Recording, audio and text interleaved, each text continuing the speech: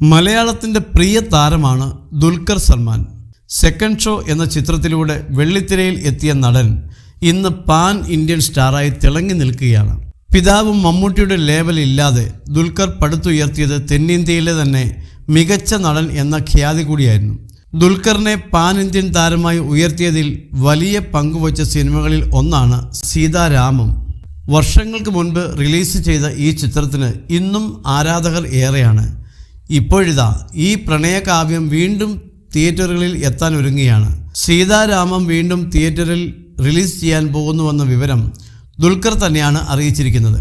ഫെബ്രുവരി 14 Valentine's ദിനത്തിലാണ് ചിത്രം വീണ്ടും റിലീസ് ചെയ്യുന്നത്.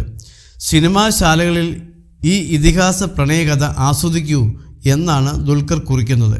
2022 ഓഗസ്റ്റ് 5 ആണ് സീതാരാമം റിലീസ് ചെയ്തത്. ഹനു രാഘവപ്പൊടിയാണ് ചിത്രം സംവിധാനം ചെയ്തത്.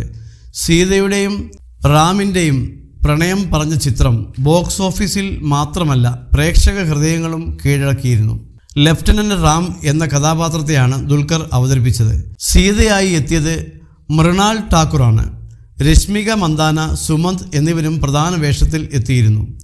എൻ്റർടൈൻമെൻറ്റ് സൈറ്റായ കോയ്മോയുടെ റിപ്പോർട്ട് പ്രകാരം സീതാരാമം ആകെ നേടിയ ബോക്സ് ഓഫീസ് കളക്ഷൻ 94.28 കോടിയാണ്. ഇന്ത്യയിലെ നെറ്റ് കളക്ഷൻ 65.49 കോടിയും. എന്നാൽ സീതാരാമം നേടിയ ബിസിനസ് 100 കോടിക്കും മേൽ വരുമെന്നും ഇവർ പറയുന്നുണ്ട്.